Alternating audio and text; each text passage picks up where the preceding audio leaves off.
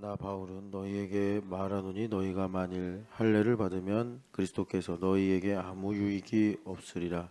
내가 할례를 받는 각 사람에게 다시 증언하노니 그 율법 전체를 행할 의무를 가진 자라. 율법 안에서 의롭다함을 얻으려 하는 너희는 그리스도에게서 끊어지고 은혜에서 떨어진 자로다. 우리가 성령으로 믿음을 따라 의의 소망을 기다리노니 그리스도 예수 안에서는 할례나 무할례나 효력이 없으되 사랑으로서 역사하는 믿음뿐이니라. 너희가 다름질을 잘하더니 누가 너희를 막아 진리를 순종하지 못하게 하더냐? 그 권면은 너희를 부르신 이에게서 난 것이 아니니라.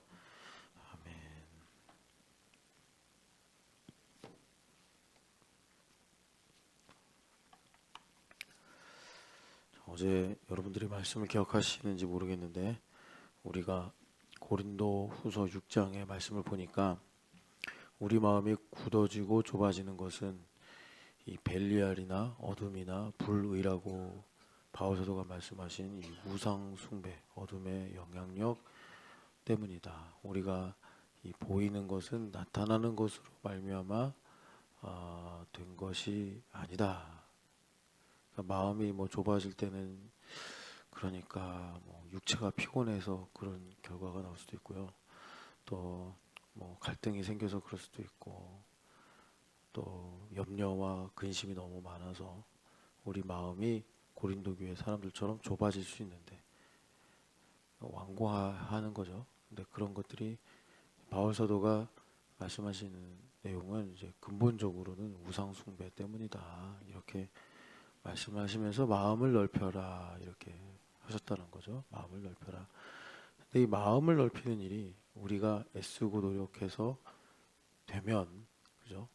우리가 좀 7.8기 정신같이 우리가 그렇게 노력하고 배워서 되면 예수님께서 굳이 오시지 않아도 되고, 그죠? 예수님이 오신 이유는 우리를 구원하시기 위함인데 그 구원하신다는 내용이 이제 성령 하나님을 내 안에 거하게 하신다는 거 아닙니까? 그래서 그 마음이 좁아지는 문제를 성령 하나님께서 고쳐주셔서 나로 이제 마음이 넓어지게 하사 이제 하나님의 뜻이 무엇인지를 알게 하시려고 한 건데 이게 내 힘으로 안 되니까 예수님 오셔서 친히 그 모든 일을 주셨다라는 것입니다. 그래서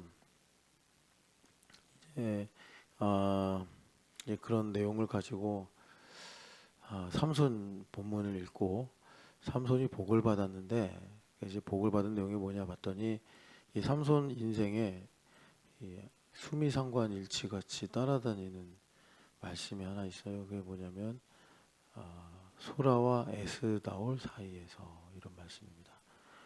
뭐 삼손이 이제 태어나는 배경이 13장을 보면은 자식이 없는 부부에게 여호와의 사자가 나타났다. 근데 그 여호와의 사자가 바로 예수님입니다. 예수님 나타나셔서 마노아에게 아들을 낳을 것이다 했어요. 그 두 부부가 경건한 부부라기보다는 순수하고 겸손한 부부가 아니었나 이렇게 생각합니다. 그분들이 여호와의 사자를 보고 번제를 드리고 그리고 또 나중에 난 이제 죽게 됐구나 뭐 이렇게 하는 말들을 보면은 거짓 없이 그냥 겸손하게 시골에서 그 단지방이겠죠. 단지방에서 단지방이라는 거는 여러분 그 구약 성경에 흔히 이스라엘 땅을 단에서 브엘세바까지 이렇게 많이 표현하거든요. 그때 브엘세바는 이제 이집트 쪽으로 내려가는 광야 초입이고 단이라는 것은 위로 이제 시리아 아랍 나라죠. 아랍 나라로 가는 관문입니다. 북부 도시인데 사실은 거기가 레센이었어요. 레센이었는데 여러분들 아시는 것처럼 사사기 18, 19장 사사기 18, 19장에 그 에브라임의 한 미가라는 부자가 살았는데 그 사람이 어머니로부터 은 1000냥을 받아가지고 뭘 했냐 우상을 만들고 이게 여호와다 마치 금송아지 같이 그렇게 섬겼단 말이에요. 그러다가 떠돌이 레위인을 하나 만나가지고 레위인은 원래 떠돌이가 되면 안 되는데 레위인이 떠돌이가 되면서 그 미가 집에 제사장이 됐어요. 상당히 이제 불법적인 거죠. 자 그런데 이게 세상 말로 아다리가 맞아요. 그래가지고 그들이 생각하기를 하나님 인도하셨다. 이 사사기 시대가 이제 그렇다는 거예요. 자기의 욕망을 갖고 기도해요. 그러면 거절돼야 되거든요. 근데 아다리가 맞게 탁탁탁 되면 우리 예수님 믿는 사람들도 아 이거 하나님 뜻인가 보다, 뭐 하나님 인도하셨나 보다, 뭐 이렇게들 착각을 하곤 하잖아요. 그런 것처럼 그 미가 집에 그런 일이 생긴 거예요. 근데 마침 단 사람들이, 근데 여러분 그 사건은요 사사기 말기가 아닙니다. 이 사사기서 삼손 이후에 쓰여가지고 사람들은 그게 사사기 뭐 한 말기 사건이 아니냐 이런 생각을 하는데, 그 떠돌이 레위인이 모세 손자예요. 모세가 40살에 미디안 광야 가고 80살에 부름 받을 때 아들이 둘 있었거든요. 아들이 둘 있었는데 그 두 사람이 이제 40년 동안 광야에서 살다가 가나안 땅 들어간 거예요. 그러니까 뭐 광야에서 살면서 결혼했겠죠. 그 광야에서 태어난 모세 손자예요. 그러니까 모세 할아버지랑 같이 놀고 모세 할아버지 얼굴 보고 그랬던 손주라는 거예요. 그런데 이 사람이 그런 우상을 섬기는 제사장이 됐더라. 초기예요, 초기.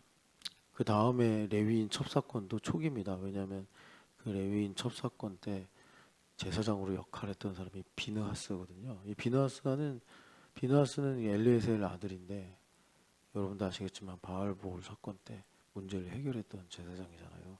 그러니까 두 사건 다 사사기의 기상도가 어떤가를 보여주는 사사기 초기, 사사기가 약 한 300년 정도 지속이 됐는데 이 초창기 사사기가 어떤 시대인가를 간략하게 보여주는, 시대 정신을 보여주는 사건이에요.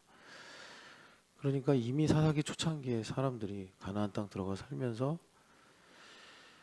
어떤 말씀을 근거로 상황을 보는 게 아니라, 연역적으로 보는 게 아니라 귀납적으로 아다리가 맞으면 이거 하나님 뜻인가 보다, 하나님 축복하신다. 은청량을 잃어버렸다가 찾았어요. 야, 하나님이 차게 하신 거야. 그래서 뭘 했다고요? 그 은천을 녹여가지고 우상을 만들고, 이게 그 하나님이야. 이제 내 인생에 재물의 복이 올 거야. 뭐 이제 이런 상황이 생긴 거라는 거죠. 근데 그 초창기 때 단 사람들, 단지파 사람들이, 단지파가요, 여러분 군대 수가 제가 지금 기억한 게 6만입니다. 6만. 유다가 7만이고요. 에브라임하고 므낫세가 합하면 7만 됩니다. 그러니까는 한 지파로 6만 명이 군대에 있다. 상당히 하나님 축복하신 지파죠. 시므온 지파는 들어갈 때 2만 명 갖고 들어갔어요. 그러니까 시므온 지파는 참 뭔가 이 군대를 보면 사기도 없고 질서도 없고 이런 오합지졸의 군대가 아니었나. 여하튼간에 그래서 이 단지파가 하나님의 섭리겠죠. 제비를 뽑았는데 우리가 성경에서 보는 그 블레셋 옆 땅을 뽑았어요. 남쪽이죠. 남쪽에 유다 지파가 이제 대부분의 땅을 차지하고, 유다 지파, 여러분들 머리를 쏘고 생각하면 유다 지파 안에 시므온 지파가 있고, 옛날 성경에는 그런 지도들이 다 있었는데, 그리고 그 유다 지파 위에 약간 붙어 있는, 뭐 거머리라고 그러면 좀 너무 표현이 안 좋아서, 근데 그렇게 붙어 있는 지파가 하나 있어요. 그게 베냐민이고, 그리고 지중해 쪽을 향해서 이렇게 자리 잡고 있는 데가 있는데 걔네가 단지파예요. 단지파. 그러니까 약간 좀 단지파가, 에브라임이 그러잖아요. 땅 더 달라고. 그랬더니 여호수아가 안 된다고 했잖아요. 아마 단도 그런 심정이 있었을 거예요. 자기네도 6만이고. 그리고 자기네도 저 북쪽으로 가서 풀 많고 나무 많은, 또 이제 갈릴리 근처 살기 좋은 땅 갖고 싶은데, 이 블레셋 얘네들이 여러분들 아시겠지만 얼마나 호전적입니까? 그죠? 그 다윗 시대에도 거인들이 살아가지고요. 뭐 골리앗도 죽이고, 다윗의 그 30용사가 나중에 이제 거인의 소생들을 다 이제 이 땅에서 없애버렸다 그러잖아요. 그러니까 블레셋 애들은 항상 이 싸우는 민족, 툭하면 쳐들어오고. 그러니까 유다와 블레셋 사이에 완충 역할을 할 수밖에 없는, 그걸 소명으로 갖는 지파가 단지파예요. 단지파. 그래서 그런가 사실 사사들 중에 다양한 이제 출신의 다양한 지파, 여러 지파 출신의 사사들이 있었는데 싸움으로 특화된 사사는 삼손이 유일해요. 싸움으로 특화된. 기도는 원래 농사꾼이었잖아요. 그러니까 이 사람은 군인도 아니고 싸울 줄도 모르는 사람인데 그런 사람을 하나님께서 므낫세 지파에서 선택하셔가지고 기드온의 300 용사가 나타나는 거죠. 그리고 싸움에 특화된 그런 사람은 없어요. 근데 삼손은 혼자서 뭐 1000명, 2000명 죽이고 나오니까 완전히 뭐 히어로 같은 사사예요.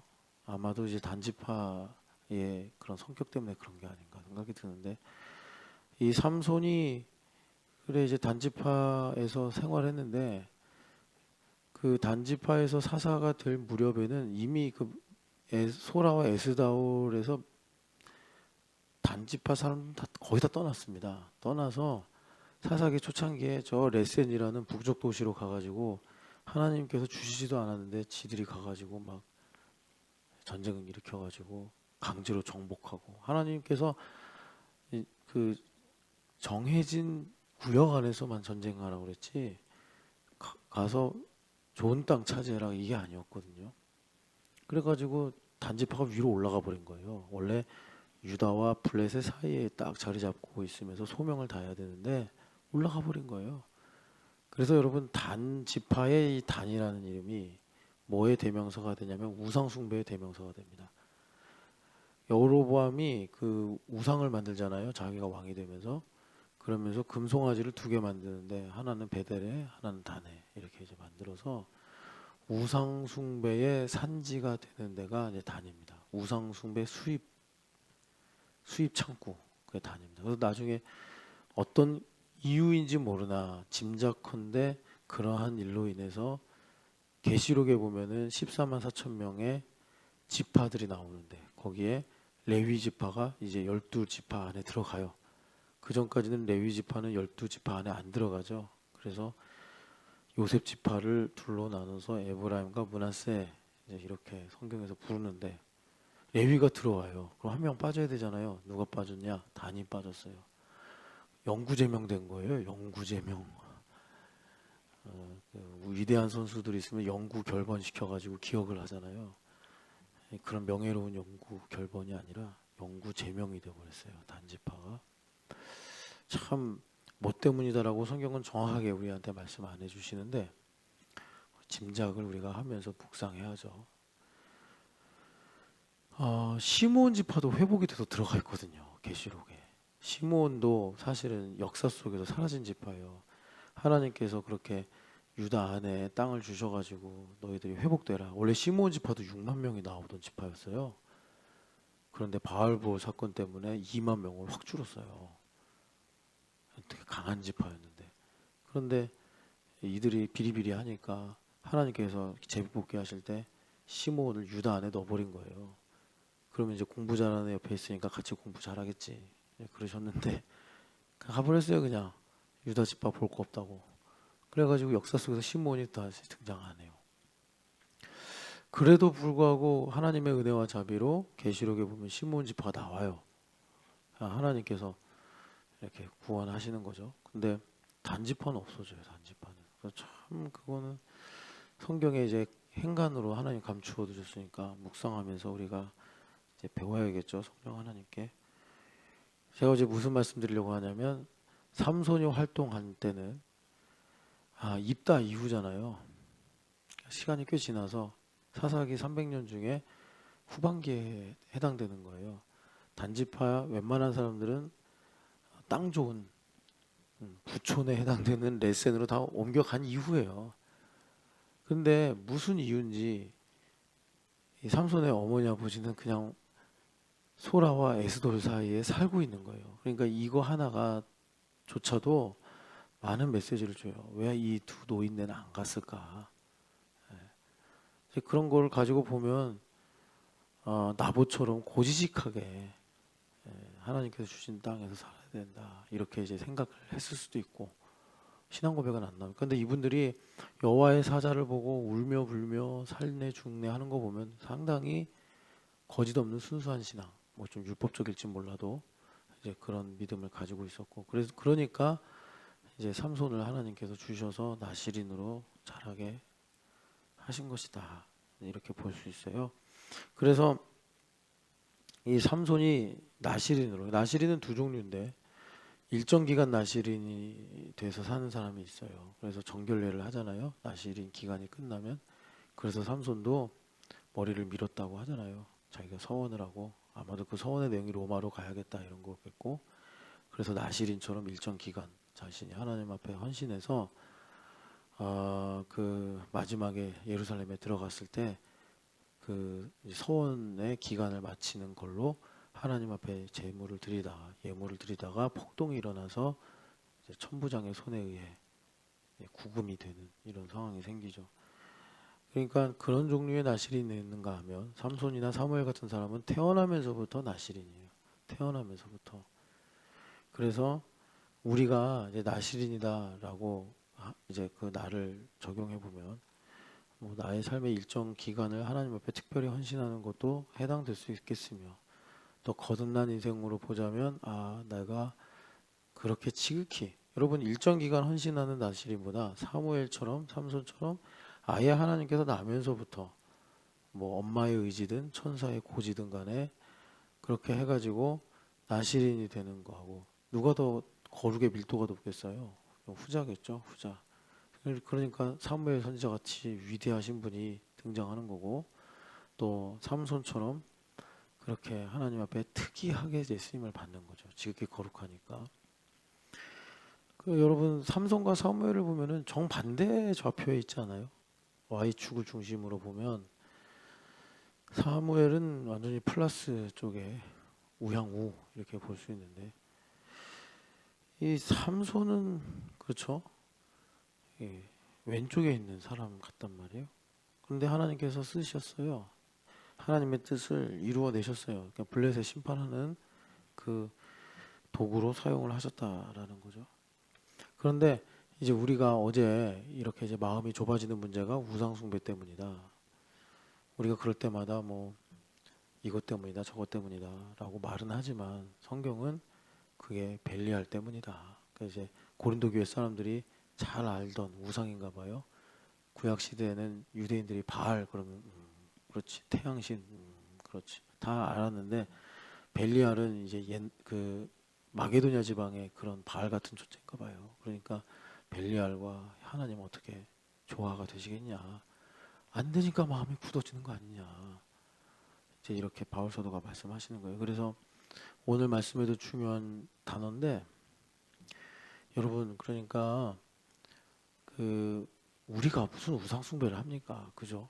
여러분도 혹시 집에 뭐 라헬처럼 드라뱀 같은 거 숨겨놓고 이거 뭐 모르겠어요. 금괴가 있어서 뭐 이것만 있으면 괜찮아 뭐 그런 정도의 탐욕과 정욕일지 모르겠지만, 여러분도 우상 숭배 안 하잖아요. 그죠? 가끔 성도들하고 얘기하면 뭐 냉장고에 맥주가 있습니다. 이거 이제 이실직고 하시는 분들이 더라고요. 냉장고에 맥주가 있습니다. 근데 그거 옛날에 사놓고 아직 이제 안 마실 건데 버리지 못해서 있다 뭐 이런 얘기 하더라고요. 근데 뭐 모르겠어요. 인생이 힘든가 보죠. 근데 여튼간에 어떤 분은 되게 정직해요. 안 들키면 되지 않아요? 목사님 하하하 하고 넘어가시는 분도 있고. 그래서 내가 하여튼 알아서 하라고, 먹지 말라는 얘기죠. 그거 뭐 마셔서 뭐예요? 근데 여러분들 우상은 없잖아요. 그죠? 우상. 근데 이제 고린도 후서 전서에서도 우상 숭배 문제 나오는데, 여러분이 우상 숭배 문제는 그러니까 성경에 보면 가장 독한 죄죠. 이거 우상 숭배하면은 3, 4대가 저주받는다고 했어요, 하나님께서. 그러니까 나만 망하면 되는데 내 새끼의 새끼까지 망하게 하는 게 우상 숭배. 이제 율법적으로 보여주시는 거죠. 우상 숭배가 얼마나 지독한가. 그래서 우상 숭배하면은 기근이 임하고 재앙이 임하고. 그런데 하나님 우상 숭배 정말 싫어하시거든요. 근데 우리나라도 우상 숭배 흔적이 있어요. 역사적으로. 그게 뭐냐면 신사참배예요. 왜 우리나라는 분단 국가가 되었을까? 어제도 그제도 이제 통일 위해서 기도했잖아요. 평양이 동방의 예루살렘이었단 말이에요. 대단한 부흥이 일어났어요. 뭐 평양이 기록에 남아서 그렇지 기록에 안 남은 저 북한 지방의 도시들에 일어난 부흥들이 엄청 많아요. 그런데 지금은 전례가 없는 공산주의 국가, 이게 공산주의 국가인지 왕정 국가인지 알 수 없는, 사실은 국가 형태를 띈 이단이다라고 말하는 게 정확해요. 통일교가 군사력과 뭐 어떤 이제 법적인 이런 시스템을 가지고 이제 발전했으면 아마 저희 북한이 됐을 거예요. 통일교 같은 나라가. 이단이죠, 이단. 이제 국가 정체, 국가적 체제를 가지고 있는 이제 이단인데 왜 희한하지 않아요? 그죠? 뭐 우리나라가 그렇게 막 근본이 없는 나라도 아니었잖아요. 북한은 저는 깜짝깜짝 놀라는 게 남쪽에서 뭐 이제 지도급으로 활동하시던 뭐 교육, 사상, 정치 뭐 이런 사람들 있잖아요. 다 보면 이승만 씨도 북한 출신이에요. 아시죠? 정주영 씨도 북한 출신이에요. 그러니까 옛날에 우리나라 재건하고 우리나라 기틀을 마련한 사람들 다 북쪽에서 왔어요. 그러니까 북한 사람들이 남쪽 사람들보다 뭐 무지하거나 기반이 없어서 저렇게 된 게 아니라는 거예요. 쭉 보면 결국은 신사참배예요. 역사적으로 보면 평양에서 신사참배를 결의했거든요. 해도 된다고. 그리고 주기철 목사님 면직시켜 버리고. 아이고 그때 그 신문 동아일보에 나온 기사들 보면 말도 못해요. 주기철 목사님 겨울날 쫓아내고 가족들 뿔뿔이 흩어지고 노모는 길바닥에 주저앉으시고 참 못된 짓 했어요. 교회가 그때. 그런 목사님을 지키고 변호하고 자기는 무서워서 감옥에 못 가더라도 괴롭히지는 말아야 되는데 참 그 남은 자녀들이 고생 엄청나게 했어요. 하여튼 이제 그렇게 해가지고 한 3년 문화통치 기간에 신사참배 했어요. 신사참배 어떻게 했냐면 여기다가 천황을 상징하는 그런 우상을 갖다 놓고 그 일본이 요구한 거 딱 하나예요. 예배 전에 요배를 하고 예배하라는 거예요. 그러니까 그렇게 했죠. 예배 다 했어요. 성경 갖고 설교하고 기도도 했어요. 똑같이 부흥회도 하고. 근데 딱 하나 차이. 요 앞에 마치 태극기를 놓는 교회도 가끔 있잖아요. 뭐 그거 갖고 우상 숭배라고는 할 수는 하긴 좀 그런데 그렇듯이 이제 일본의 어떤 이 신앙적 국가적 상징인 천황모를 놨대요 여기다가. 그래가지고 예배 전에 요배하고 그리고 예배를 시작했다. 이제 그런 일들이 오늘의 결과를 가져왔죠. 그래서 우리나라도 우상 숭배가 상당히 심각하게 이렇게 사실은 뿌리 내리고 있다. 여하튼 이 우상 숭배가 오늘날은 이제 이런 식으로 있기는 드물고 특별히 이제 교회 다니는 사람들이 그렇게 뭐 좀 믿음이 없는 사람들이 점 보고 그러겠죠. 어제도 잠깐 제가 식사하러 나가는데 어휴 젊은이들이 모이는 곳에 웬 타로가 이렇게 많은지 몰라요.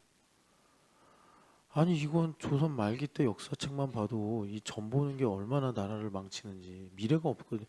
젊은이들이 점 봐가지고 무슨 정상적이고 상식적인 판단을 하겠어요. 욕망에 끌려갈 뿐이지. 점은 다 그 욕심을 자극해가지고 돈 버는 직업인데 나쁜 건데 참. 근데 한 집 건너 한 집 타로에 그리고 그 타로집 앞에 뭐가 있냐면 다 내가 방송 출연했다는 거. 그러니까 우리가 딱 보면 누구나 아는 뭐 코미디언, 뭐 가수, 탤런트, 배우 이런 사람들이 다 거기서 장식하고 있어요. 그래서 내가 이렇게 거기 가서 이름을 알렸다. 그러니까 친근한 거죠. 저 사람도 하는구나. 방송에서 나왔구나. 문전성 시예요. 카페 같이. 이야, 저 대학 때는 안 그랬거든요. 저 대학 때. 근데 요즘에는 그냥 몰려들더라고.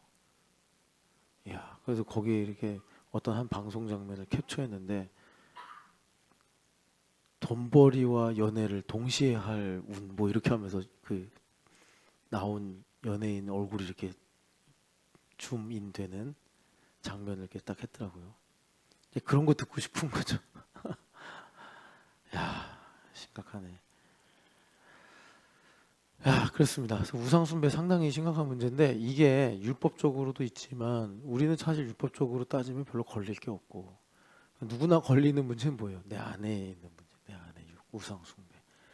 그래서 계속 말씀을 드리는 게 이거 간단한 문제 아닙니다. 내 안에 있는 우상 숭배 문제. 그러니까는 나라는 신전, 엄태우라는 신전에 엄태우라는 우상. 그러니까 율법주의적으로 신앙생활을 율법주의가 아니라 율법적으로도 신앙생활을 할 수 있습니다. 율법적으로도. 뭐 율법적으로 신앙생활하는 게 뭡니까 하면은 제가 어떤 단계를 만들어요. 그리고 여러분들이 열심히 해서 그거를 잘 훈련 받으면 좋은 신앙인이 된다. 이런 게 율법적이에요. 쉬워요. 일단 성도들도 어떻게 해야 되는지 딱 금방 알아차릴 수 있고, 그리고 그렇게 하면 또 우리 성격에도 잘 맞아요. 그래서 교회를 놓고 보면 한 교회가 그래도 이제 뭔가 이렇게 생명력이 있다. 그러면 그렇게 그런 식으로 하면 거의 90% 예, 그 방식으로 신앙생활을 할 수 있어요. 그리고 한 10% 정도는 아무리 그게 좀 완벽한 시스템이라고 하더라도 안 맞아서 약간 좀 이제 아웃사이더 같이 살아요. 근데 저는 그럴 의향이 없어요. 왜 그러냐면 솔직히 말해서 그렇게 해보니까 빠르고 정확한 장점은 있는데 분명한 장점은 있어요. 그리고 그렇게 해서 막 목회가 약간 성공적이 되면 또 책도 쓸 수 있고 그리고 뭐 나가서 이런 것 이렇게 했다라고 이렇게 강의도 할 수 있고 좋아요. 그렇게 하면. 근데 성도 개인에게 있어서는 한계가 분명합니다. 그렇게 율법적으로 배우고 알면. 그러니까 여기 오늘 갈라디아서에서 말하는 자유가 없어요. 근데 여러분 오늘도 우리가 이 일부를 읽었지만 갈라디아서에서 바울 사도가 자유를 갖고 말씀하실 때 상당히 강력합니다. 그러니까 목숨 걸고 이분 얘기하신다라는 거예요. 그러니까 자유라는 부분에 있어서 바울 사도는 1%도 깎아줄 의향이 전혀 없어요. 그래서 천사라고 해도 저주를 받는다. 바울 사도가 천사를 몰라서 천사를 무시해서 그런 게 아니라 자유라는 게 얼마나 중요하냐. 그러니까 이 자유가 왜 중요하냐면 나 때문이 아니라 하나님 때문인데, 하나님은 우리가 만약에 시간을 정해놓고 여러분 우리가 참 이렇게 가만히 있으면 기도를 할 수 없으니 여러분들이 이 시간에 정해놓고 몇 분씩 기도하세요. 그래요. 그럼 여러분들이 이제 목사님 말씀하니까 순종해야지. 그래서 제가 리더들한테 체크하라고 그러고 보고서를 받고, 박효진 왜 월요일날 오전에 기도 안 했어? 근데 이렇게 하면 어느 정도 돼요. 여러분들 다 좋으신 분들이고 또 기도하자는 게 그렇게 뭐 나쁘거나 부담스러운 일은 아니잖아요. 뭐 그런 성격을 띠고 있는 게 사실 이제 팔복 클럽인데, 야 이거 정 안 되겠다 그럴 때 제가 이제 한마디씩 하지, 제가 뭐 이렇게 막 일주일 단위로 이번 주 몇 번 읽었어요. 왜 안 읽었어? 정신 나갔어? 이렇게 안 한다고 제가. 그냥 한 달 정도로 뜨면 이건 좀 아니지 않나. 그러면 이제 여러분 이러시면 안 됩니다. 이 정도로 얘기하는 거죠. 근데 하나님은요, 기도를 가지고 예를 들자면 여러분들이 어느 날 하나님 저 좀 살려주세요. 이런 걸 하나님은 너무 기뻐하세요. 내가 자원해서 누가 시키지 않았는데 너무 인생이 살다가 막막하니까 하나님 저 좀 살려주세요 하는 걸 너무 좋아하시고, 아니면 하나님 오늘 주님 보고 싶어서 이렇게 왔습니다. 주님 제가 주님께 다 드리고 싶은데 이 땅에 살다 보니 그럴 수 없네요 하면서 이런 식으로 기도하는 거 하나님 참 기뻐하십니다. 이러려면 우리가 이제 루틴으로 정해놓은 뭐 주일 예배, 새벽 예배 이 정도를 해야지 그런 자원해서 할 수 있는 생명력이 있게 되는 거죠. 사실 그게 비밀이 있는데, 그게 뭐냐면 하나님 부르셔서 그렇게 하신 거예요. 나는 내가 스스로 그렇게 했다, 자원했다 이렇게 말하잖아요. 그런데 거기 비밀이 하나 있는데, 내 마음 깊은 곳에서 세미한 음성으로 하나님 부르셨으니까 실은 그때 기도 안 하고 내가 좋아하는 일을 선택해서 할 수도 있어요. 집에 가 자든지 사람을 만나든지 그런 시간에. 그런데 성령 하나님께서 세미한 음성으로 부르시니까 교회에 발걸음을 드리기도 하고 또 와서 하나님께 찬양하기도 하고, 그 하나님 그걸 참 기뻐하신다. 제사 중에 가장 성대한 제사가 화목제입니다. 화목제는 다른 제사랑 다르게 세 가지로 나누어서 하나님께서 낙헌제, 감사제, 서원제 이렇게 가르쳐 주셨어요. 그러니까 하나님은 화목제는요, 절기나 뭐 어떤 규칙이 없어요. 그냥 자기가 하고 싶을 때 하는 거예요. 감사하고 싶을 때 감사제. 살다가 하나님 앞에 내가 헌신하고 싶을 때 서원제. 내가 살다가 그냥 기쁨이 충만하면 낙헌제 하는 거예요. 뭐 속죄제 이런 거 아니에요. 번제 이런 거랑 전혀 달라요. 성격이. 하나님이 화목제를 참 기뻐하신다 이거예요. 하나님 스스로 성격이 자유이시기 때문에, 난 스스로 있는 자니라 이시기 때문에 우리가 그렇게 자유로 살아갈 때 영광을 크게 받으시고 우리에게 이제 복을 내려주시더라라는 것입니다. 그래서 이 나실인이 누가 제일 거룩하냐? 그냥 삼손처럼 얘는 나실인으로 키워. 그런 나실인이 제일 거룩해요. 지극히 거룩한 사람이에요. 그래서 여러분, 왜 제가 이제 삼손 이야기를 했냐면, 삼손이 받은 복이 뭐냐? 제가 이 삼손 이야기를 좀 깊이 들어가려다가 아차차차차차 해가지고 사실은 위화도 회군 뭐 이런 거 한 건 아닌데 다시 믿음의 법으로 돌아왔어요. 왜냐하면 삼손이 복을 받았다는 얘기로 삼손 스토리가 시작이 되는데, 여러분도 삼손 이야기 대충은 아셔서 전혀 복이 아니라는 거, 그런 느낌 여러분 아시죠? 나중에 보면 그 신전인지 경기장인지는 모르겠는데 우리가 흔히 뭐 이제 로마 하면 보는 원형 경기장 같은 데서 그 기둥 2개를 무너뜨리면서 거기서 함께 죽었단 말이에요. 참 어떻게 보면 불행하거나 비운이라고 할 수 있는 그런 인생인데, 하나님께 참 많은 은사를 받았거든요. 뭐 이제 힘도 세지만 머리도 상당히 좋았고 은사가 많은 사람이었는데 그렇게 돼버렸단 말이에요. 안타까운 거죠. 더 잘 될 수 있는데, 인간적으로 보면. 여하튼 그런데 성경이 그 모든 것을 다 이렇게 앞뒤로 딱 감싸면서 우리한테 하는 말이 복인데 이거 이렇게 말씀하시니까 우리는 살짝 좀 갸우뚱하는 거죠. 뭐 부자 된 이야기도 아니고 병 고침 받은 얘기도 아니고 뭐 전쟁에 나가서 명예롭게 승리한 이야기도 아니고, 어떻게 보면 뭐 사울하고 피차 비슷하지 않습니까? 삼손은 전쟁에서 지면서 죽었죠. 전사했죠. 삼손도 전사한 거잖아요. 전사했는데 승리는 했죠. 그래도. 그러니까 우리가 이게 왜 복이지? 이제 이럴 수밖에 없다는 거예요. 그래서 제가 이 삼손 이야기를 쭉 하면 별로 공감을 못 얻겠구나. 뭐 설교하면서 공감 얻을 필요는 없어요. 저 공감을 목적으로 설교하지는 않는데 일단 야근돼야 될 거 아니에요. 야근돼야 되는데 오히려 뭐 이제 이렇게 너무 공감이 안 돼서 반감으로 가버리면 이게 좀 곤란하거든요. 또 어린 아이가 이유식 먹어야 되는데, 아니 너 튼튼하고 잘 자라야 돼 해가지고 이유식을 먹어야 될 미나에게 제가 갈비찜을 먹이면 누가 잘못이에요? 미나가 잘못이에요? 제가 잘못이에요? 제가 너무 한 거잖아요. 그러니까 미나가 갈비찜을 먹을 한 3-4살 될 때까지, 그죠? 순한 음식 먹이다가 그렇게 해야죠. 그러니까 이제 삼손 이야기는 좀 나중에 하고, 삼손을 복이라고 하신 이유가 뭐냐 보면은 소라와 에스다올 사이에서 여호와의 영이 그를 움직였다, 이게 복이래요. 근데 한글은 움직였다라고밖에 말할 수밖에 없어요. 움직였다라고 말할 수밖에 없어요.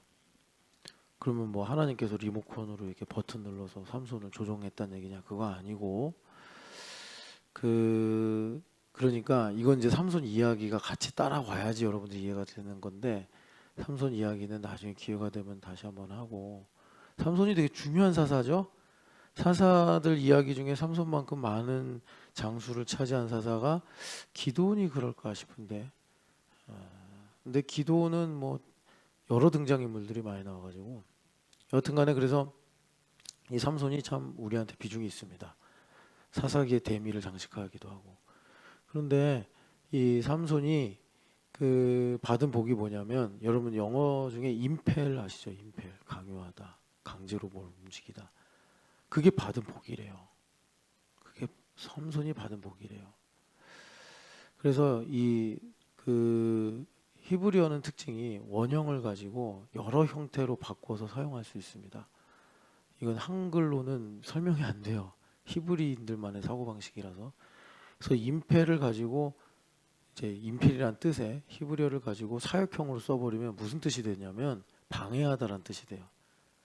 사역형이라는 게 이렇게 수동적으로 이렇게 표현을 바꾸는 거잖아요.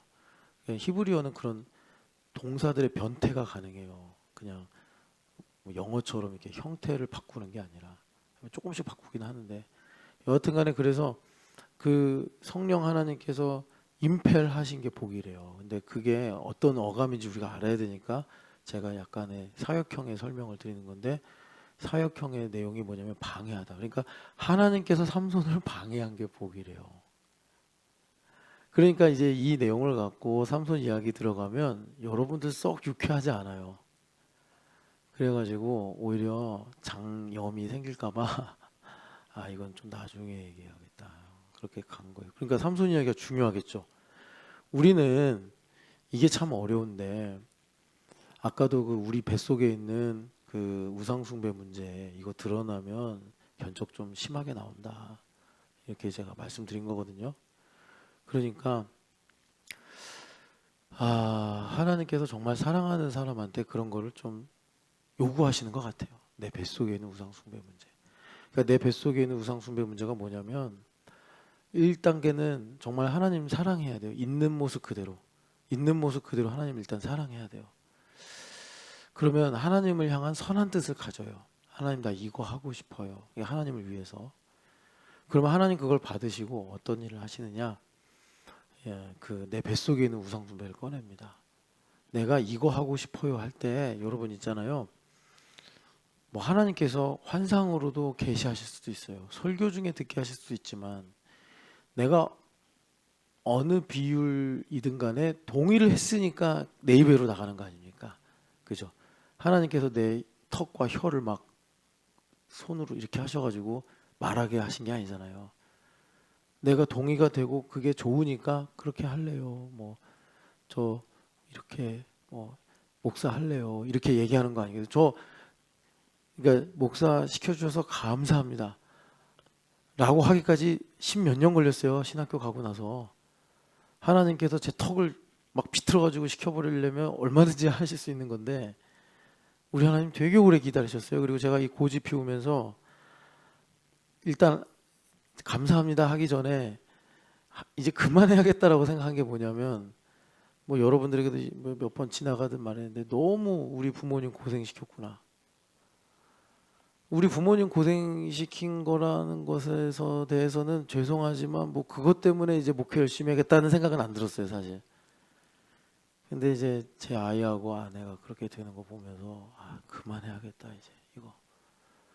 내가 그만 고집 피워야겠다. 뭐 제가 대단한 사랑을 가져서가 아니라 너무 좀 내 고집으로 인해 주변인들을 힘들게 하는 것 같아서 그만해야겠다. 이렇게 생각을 하게 됐어요. 그러니까 여러분 있잖아요. 고집은 정말 주위 사람들을 많이 힘들게 합니다. 그런데 내가 20대로 살다 20대로 죽으면 그것도 뭐 고집 쓰면서 지멋으로 살지 모르겠는데 무서운 건 늙는다는 거예요. 늙으면 100% 고집 문제는 후회합니다. 100% 후회해요. 늙으면. 저도 아직 뭐 늙은 건 아닌데 여러분 늙는다는 거는 참 불행한 일이죠. 하나님 우리 늙으라고 만드시지 않으셨거든요. 우리 원래 영생을 가지고 정말 영원토록 살게 하셨는데 죄 때문에 죽게 된 거잖아요. 근데 이 죽는 게 그냥 내가 지금 이제 머리 좀 이제 희끗희끗해지면서 그래도 아직은 좀 할아버지보다는 약간 20대 청년에 가깝다고 보는데 굳이 이제 말하자면 요즘 요렇게 살다 죽으면 되잖아, 그죠? 근데 이렇지 않잖아요. 완전히 다른 사람이 돼서 늙어서 완전히 다른 사람이 돼서 할아버지들 옛날 사진 보면 얼마나 정말 잘생기고 그래요. 뭐 그래요. 요즘에 뭐 신구 같은 배우들, 늙은 할아버지 배우, 이분들 이순재 같은 할아버지들 자기들 이제 젊을 때 막 배우 시작할 때 사진 보면 이렇게 잘생겼어 막 그러잖아요 사람들이. 이렇게 멋있어. 지금 배우들을 비하면 너무 잘생겼네. 완전히 딴 사람이 된다니까요. 상상도 못해요. 그러니까 답은 겸손한 거밖에 없어요. 정말 겸손해서 하나님 주신 은혜가 뭐며 주위 사람들의 고마움이 무엇인지를 알아야지, 나를 향하신 하나님의 뜻이 무엇인지를 알고 살지, 이놈의 고집이 말이에요. 지 끝이 어딘지도 모르고 내 인생을 갉아먹는다니까요. 여하튼 간에 그래서 이 삼손 이야기는 하나님께서 나의 인생에 방해를 하시는 게 복이다 라는 메시지를 주시는 거예요. 그러니까 그래서 이제 하나님께서 내 안에 있는 인본적 동기를 드러내십니다. 사랑하시는 분한테. 그러니까 여러분 있잖아요. 우리 안에 있는 뭔가 내가 모르던 걸 드러내신다고 할 때는 사실 욥기에 나오는 것처럼 엄청난 통증이 수반돼요. 일단 혼란스러워야 돼요. 우리는 안정적인 거를 지향하잖아요. 근데 안정적인 게 좋긴 한데 하나님의 영광을 위해서는 최악의 상황이 될 수도 있어요. 여로보암 2세 때 그렇게 하나님께서 훌륭한 선지자, 요 호세아 선지자, 아모스 선지자도 그쯤에 활동한 걸로 알고 있고, 요나 선지자, 아미떼 아들, 어떻게 보면 황금 세대잖아요. 선지자들이 활동한 걸로 보면. 그런데 그렇게 참 하나님 말씀 안 들은 시대가 없어요. 그러니까 하나님 오죽하면 내가 너를 어떻게 놓겠냐라고 구걸하시듯이 사랑을 말씀하셔요. 왜 그런지 아세요? 여로보암 때 태평성대였거든요. 안정적이었어요. 그러니까 사람들이 도대체 하나님의 뜻이 뭔가 구할 마음이 없는 거예요. 애굽에서 살 때도 그랬잖아요. 요셉이 워낙 잘 세팅한 거예요. 왜? 400년을 이 나라가 견뎌야 되니까. 400년을 이 애굽이 견뎌야지 우리 민족이 여기서 번성해서 아브라함 할아버지한테 약속하신 대로 가나안 땅에 돌아갈 테니까. 그때는 하나님 말씀하신 대로 70명, 700명이 아니라 수백만 명이 돼서 돌아갈 테니까. 아니 땅을 정복해봐야 몇백 명밖에 없으면 그게 어떻게 나라가 됩니까? 수백만 명이 돼야지. 그럼 수백만 명을 담으려면 거의 이집트에 이스라엘 사람만 삽니까? 애굽인도 살고 잡족도 산다고 그러잖아요. 그러니까는 애굽이 경제 성장을 매년 10% 이상씩 팍팍팍팍 해내야 되는 거예요. 그래가지고 군사력도 그렇고 경제력도 그렇고 탄탄해야지 400년 뒤에 이스라엘 백성들이 어떤 모양이든 출애굽을 할 수 있는 걸 요셉이 알고 내 뼈를 가져가라 하면서 이제 정비를 했죠. 토지제도, 세금제도 이런 거 다 잘 세웠잖아요. 그런데 너무 살기 좋으니까 나갈 생각을 안 하네. 이스라엘 백성들이 400년이 됐는데. 그러니까 이제 하나님께서 흔들죠. 매우 혼란스럽게 흔들죠. 그러니까 모세가 와서 가자 그러니까 가려고 마음은 먹는데 여러분 사실 파라오의 마음이 강팍해서 그런 것도 있지만 이스라엘 백성들도 5번째 재앙 됐을 때 야 이제 우리 나가자. 한 절반 나갈까? 아니 여러분 민수기 보면 걔네들 성질이 나오는데 나가자 그러면 얼씨구나 나갔겠어요? 반반 혹은 여러 갈래로 나눠져서 무슨 파 해가지고 10분의 1만 나갔을지 어떻게 합니까? 근데 10가지 재앙이 일어나니까 야 이거 나가야 된다. 여기 남아있으면 죽는다. 왜? 파라오의 아들까지 죽은 거예요. 그러니까 여기 나중에 파라오가 또 11번째 변심하면 그땐 국물도 안 나온다. 야 나가자. 좋을 때 나가자. 해가지고 다 탈출 러시가 일어난 거죠. 그러니까 참 하나님께서 우리에게 어떤 속에 있는 걸 드러내셔서 영적, 신앙적 도약을 이루어내실 때는 사실 여러분 오늘 여기 허리 진리를 순종하지 못하게 하더냐. 진리의 띠를 꽁꽁 묶어야 돼요. 그러니까 우리 중에 진리가 뭐겠어요? 여러분들이 다 고백하시는지 모르겠는데 이런 거예요. 나는 신촌여학교입니다. 진리죠? 이 진리예요. 근데 내가 이 띠를 대충 묶고 그리고 지금 험난한 전쟁 같은 상황이 벌어져. 그러면 끈이 스르르 이제 풀려서 믿음의 경주 못 하는 거예요. 믿음의 경주를. 그러니까 진짜 한 3번 4번 꽁꽁 묶어야 되는 거예요. 난 신촌여학교다. 난 신촌여학교다. 난 신촌여학교다. 그래야지 이제 내 속내가 드러나서 견적이 많이 나올 때 막 롤러코스터를 타듯이 막 뒤집어졌다가 막 빙빙 돌았다가 막 이래도 잠꼬대라도 신촌학교입니다 이러면서 이제 지나가지, 그냥 나이브하게 있다가는 뭐 그냥 이제 힘들죠. 예. 뭐 그런 진행 중에 하나님께서, 제가요 그만 이럴 수 있어요. 여러분 롤러코스터 타다가 그만, 이제 그만 막 화내면서 저 내려주세요 하나님. 그럼 정말 내려주십니다. 내려주시긴 하는데, 그럼 하나님께서 이제 모든 걸 다 취소하시느냐? 아니에요. 제가 여러분 옛날에 이제 금식기도 다녔잖아요. 20일 동안 할 때 한 번은 이제 목회 그만하고 싶다 생각을 했어요. 너무 힘들어서. 그래서 20일 마지막째 하나님 이거 하겠습니까? 제가 그러니까 뭐 막 너무 내가 못하는 것 같아가지고 그런 생각을 했어요. 기도를 하는데 갑자기 마지막 날 진짜 그 목사님이었어요. 어떤 목사님이 이게 설교노트를 이렇게 가져오셨더라고 저처럼. 근데 이분이 딱 덮어요. 저 작년에 안수 받았습니다. 그러는 거예요. 그래도 오살레 기도원 그 국가적 기도재단인데 거기가 나라를 살리는 기도재단인데 거기 다 20년 30년 목회한 그런 시니어 목사님들만 오시는 데인데, 근데 그분이 나이는 50 중반인데 저 안수 받은 지 1년 됐습니다. 하여튼 이렇게 덮어요. 저 오늘 설교하려고 이렇게 준비했는데 오늘 이거 안 할 겁니다. 그러는 거예요. 그리고 하나님 자기가 감동을 주셨대. 이분이 능력 있는 목사님이긴 했어요. 자기가 원래 대학 때 허리를 다쳤대요. 군대에서. 근데 기적적으로 하나님 고쳐주셨대요.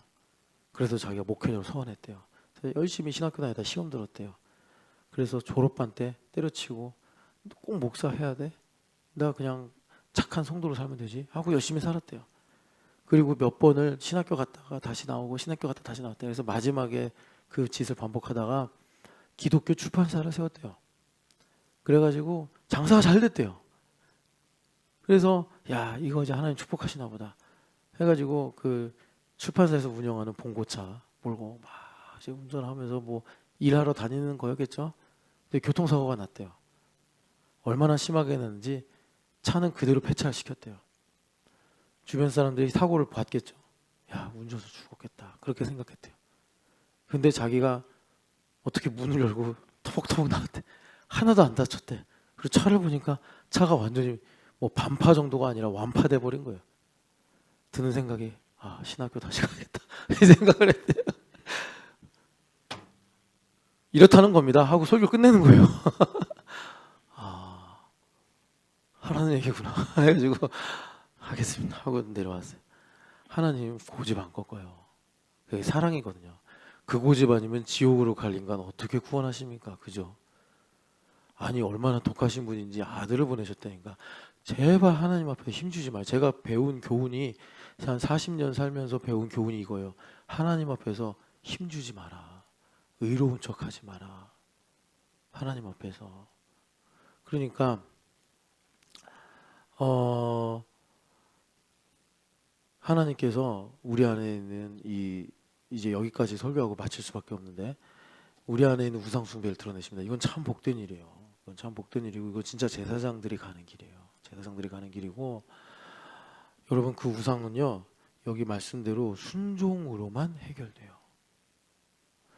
우상은 참신으로만 해결돼요. 참신은 누구시죠? 하나님의 아들 예수 그리스도이십니다. 그러니까 순종은 뭐냐면 내가 잘하는 게 순종이 아니고 예수님 하시는 게 순종이에요. 이건 좀 신비로운 거예요. 그래서 사무엘 선지자가 순종이 제사보다 낫다라고 하신 거예요. 이 말은 너희들이 왜 이렇게 1000만 번, 10,000,000 번 제사하는지 알아? 순종하라고 하는 거야. 그러니까 순종은 되는 거고요. 순종은 정말 온유하고 겸손해야만 되는 거예요. 그래서 예수님의 이름이 어린 양 아니십니까? 이분은 알파 오메가가 순종밖에 없는 분이에요. 여러분 순종 한 번 하는 거. 그러니까 순종은요, 여러분 하고서 자기가 한 줄 몰라요. 왜? 예수님 하신 거라서. 그래서 여러분 마태복음 25장 보면 니들 순종했잖아 했더니 양들에 속한 사람들이 저희 순종한 적 없어요 그러는 거예요. 그런데 기가 막힌 건 불순종도 그렇다는 거예요. 저희 불순종한 적 없는데요. 그래서 사실은 여러분 여기 순종하는 법은 뭐냐면 사랑으로서 역사하는 믿음만 가지고 순종이 되는 거예요. 이걸 우리가 묵상해서 알아야 되는데 성령으로 말미암아 하나님의 사랑이 확 부어져. 그럼 어떤 상태가 되냐면 여기 의의 소망을 기다린다 그러잖아요. 나를 부끄럽게 하지 않은 소망이 내 안에 와요. 그건 뭐냐? 여러분 이거예요. 하나님께서 엄태우한테 뭘 해준다고 했어. 너를 민족의 자손이 아니야 모든 자손의 민족 조상이 되게 하겠다 그랬다 쳐요. 나를 부끄럽게 하지 않는 소망이라는 건 뭐냐면 그게 되든 안 되든 하나님만 바라면 소망적인 상태가 그게 나를 부끄럽게 하지 않는 소망이요, 의의 소망이요, 살아있는 소망이에요. 내가 살아있는 소망, 의의 소망, 부끄럽게 하지 않는 소망이 없으면 왜 나 조상 안 만들어주는 거예요? 왜? 이러고 있는 거예요. 언제 나 조상 되게 할 거예요? 나 지금 89인데 나 이제 난 이제 98인데 의의 소망을 가지고 있으면 아브라함 이야기 나오잖아요. 어떤 상황이든 간에 하나님만 바라는 거예요. 내가 우상 숭배하고 있으면 하나님 소망이 안 돼요. 벨리알과 하나님이 조화가 안 돼서. 그러니까 내가 흔들리고 내가 마음이 좁아지는 거예요. 우상 숭배 때문에. 우리는 이 나타나는 것이라고 말씀하시는 현실의 인과율을 가지고 내가 이래서 속상하고 저래서 그렇고 그래서 이렇다 이렇게 말을 하는데 아니라고. 좀 우상 숭배 문제라니까 그거. 나라는 우상이 너무 커가지고 이제 내가 부끄러운 거예요. 그 부끄럽다는 게 뭐냐면 왜 안 되게 하십니까? 왜 내 인생 실패하게 하십니까? 왜 나에게 하나님 이렇게 하는데 결과를 안 주십니까? 하나님은 자유로운 분이에요. 결과 안 주셔도 돼. 하나님은 그래도 선하신 분이고 주셔도 선하신 분이에요. 그런데 여러분 하나님께서 우리에게 의의 소망을 주신다는 건 뭐냐면 내 사람의 소망, 인간의 소망이 있지 않습니까? 그게 소망이 아니라 하나님만 소망. 그러니까 하나님만 계시면 되는 게 의의 소망이에요. 그러면 그분은 전능하시고 인자가 무궁하시며 영원하시고 그분은 신실하시기 때문에 그분은 이루어내세요. 내가 됐다 안 됐다 한다고 왔다 갔다 하는 거지. 그래서 그 소망을 가지게 하는 성령으로 말미암아 우리에게 부어지는 사랑으로 내가 살아갈 때, 믿음으로 살아갈 때 순종이 돼서 나의 삶에 하나님의 뜻이 이루어지고 영광 돌린다. 제일 불행한 거는 뜻이 이루어지고 하나님께 영광 안 돌리는 거예요. 그런 사례들이 많잖아요. 우시아 왕, 사울 왕. 여러분 그걸 원하십니까? 뜻이 이루어지고 하나님께 영광 안 돌리는 거? 여러분 혹시라도 저는 그거라도 좋습니다 라는 말은 제발 하지 마세요. 제발 하지 마세요. 그건 하나님 시험하는 거예요. 그건 여러분들이 정말 하지 말으셨으면 좋겠고, 그래서 여기 보면 6절에 할래나 무할래나 되고 안 되고 중요한 거 아니다. 그렇다고 하나님께서 약속해 놓고서 안 지키겠다는 것도 아니에요. 근데 내가 이걸 갖고 하나님 앞에 따지면 하나님께서 나를 지으신 목적과 또 받으실 영광이 이제 나로부터 멀어지니 우리 하나님께서 할래나 무할래나 효력이 없으되 오직 우리한테는 믿음의 법만 있는데 그 믿음의 법이 뭐냐? 내가 어떻게 믿음의 법 아래 살아가느냐? 여러분 믿음에서 믿음에 이른다고 그랬잖아요. 내가 믿음을 갖고 귀신도 쫓아내고 권능도 행하고 우리 교회로 말하면 주말 캠프도 하고 교사도 하고 성가대가 없으니까 뭐하냐? 뭐 뱅가드 하고 교제하고 뭐 우리 교회 와서 캠퍼스도 전도 다 했어. 믿음으로. 믿음에 이르지 않으면 어떡할 거예요? 주님 오셔가지고 저 캠퍼스 전도했습니다. 주님 저 일본 선교했습니다. 주님 저 신촌영학교에서 이거 했습니다. 불법을 행하는 자들아 내가 너희를 도무지 알지 못하니 떠나라 하시면 어떡할 거냐고. 그러니까 제가 협박하는 게 아니라 그게 성경에 있으니까 안 믿는 사람이면 제가 이렇게 말할 필요가 없죠. 근데 기껏 믿어놓고 주님께서 나를 보시면서 불법을 행하는 자들아 내가 너희를 도무지 알지 못하니 나를 떠나라 하시면 이게 무슨 청천벽력이냐고. 이게 나는 장례도 다 기독교식으로 해버렸는데. 그러니까 믿음의 법 아래로 들어가야 되는데 그게 뭐냐? 사랑으로서 역사하는 믿음이다. 사랑은 뭡니까? 성령 하나님께서 우리 안에 부어지는 것이 사랑이에요. 그 부어지는 게 뭐예요? 환난을 당했는데 불평하지 않고 인내하고, 인내를 하니까 하나님께서 나를 연단해서 변화시켜 주시고, 그래서 내가 마침내 인간의 소망은 다 사라지고 하나님만 계심으로 만족한다 라고 할 때 주님께서 우리가 믿음으로 하나님의 일을 순종되게 하시는 줄 믿습니다. 사랑하는 하나님 아버지, 진리의 띠를 단단히 메고 하나님 우리가 순종하며 세상을 이기는 어린 양 예수 그리스도를 따라가는 주의 종들 되게 하여 주시옵소서. 하나님 이 시간 성령 하나님을 한량없이 부어주셔서 낙심하거나 의심하지 아니하냐고 하나님 내 안에서 믿음으로 주님 다스려 주심으로 하나님 아버지 주의 뜻이 이루어지는 순종의 하루 살게 하여 주시옵소서. 하나님 아버지 내 안에 있는 거짓신들 아버지 하나님 내 이름을 가지고 움직이는 더러운 영들 떠나가게 하여 주시옵시고 하나님 아버지 예수 그리스도의 영으로 충만한 그래서 하나님 우리가 참 신이신 유일하신 하나님을 섬기는 거룩한 백성들 되게 하여 주시옵소서.